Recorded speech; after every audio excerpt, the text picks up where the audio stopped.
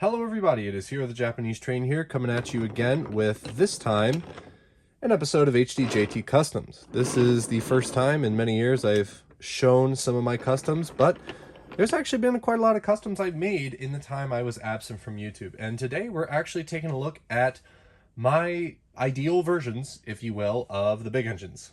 Gordon, Henry, and James. And these customs were made long ago. They were made, gosh, it's almost 6 years now at this point.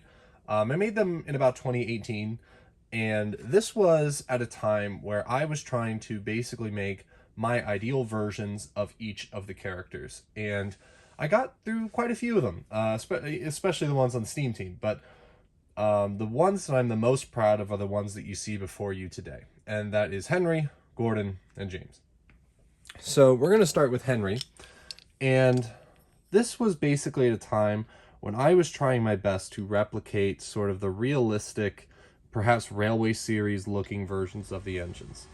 So what you see here is an adventure's face, actually, for Henry, except I changed the eyebrows a little bit to give them more of a curve and kind of distance from that CGI styled version of Henry's face. The components here are actually a hodgepodge of different engines. So this, actually to start with, was an old style Henry that I took apart. Basically the boiler, the smoke box, the firebox, everything was taken off, except for the cab. And the cab I smoothed down with some sandpaper.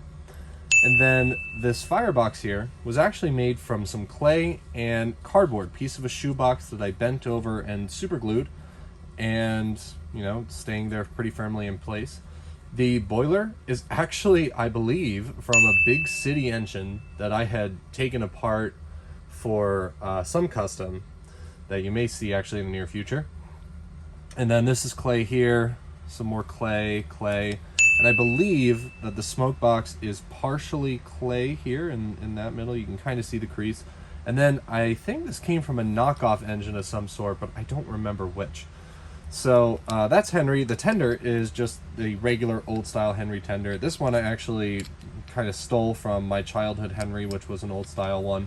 But it was still in really good shape, so I figured I didn't even need to make the tender. So that's Henry. Gordon is next, and you can pretty much tell what the basis was. This was a Mattel Gordon to start with. Not many changes here, honestly, compared to some of the other ones. I painted on here just a different version of the running board, so it looks a bit more like you would see with Gordon's class. I did the builder's plate. Henry has one as well.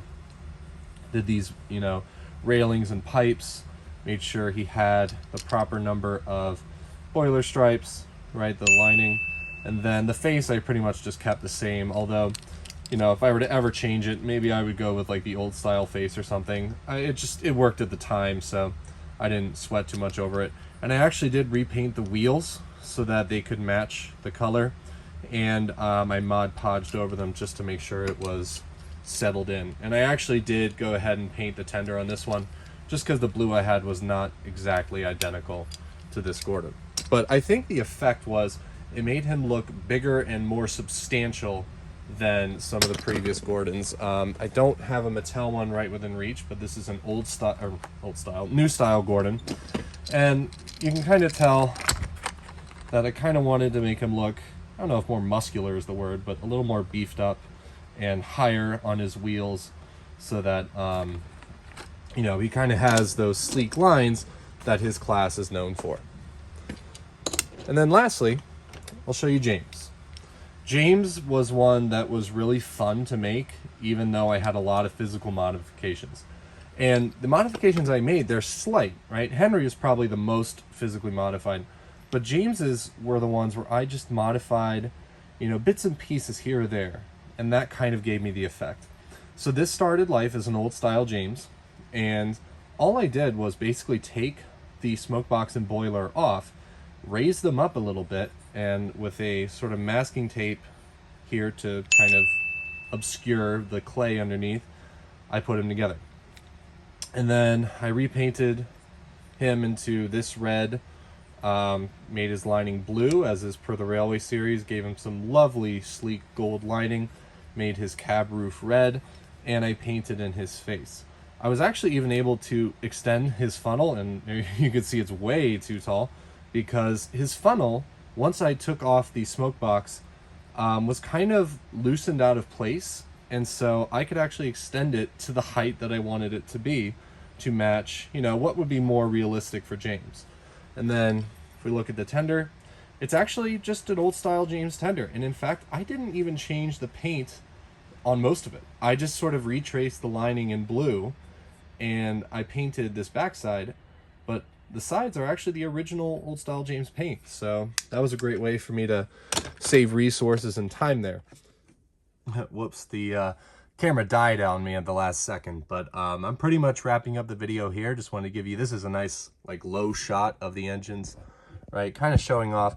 The biggest change I wanted to make was in the lines that you see when you look at the engine, to make it look more like the real thing, and maybe distancing slightly from what Wooden Railway did and what the TV series did, but also being true to what Wooden Railway could have plausibly made. So I'd love to hear your thoughts on these in the comments below. I have not shown my customs off in quite some time, but there is definitely more where this came from.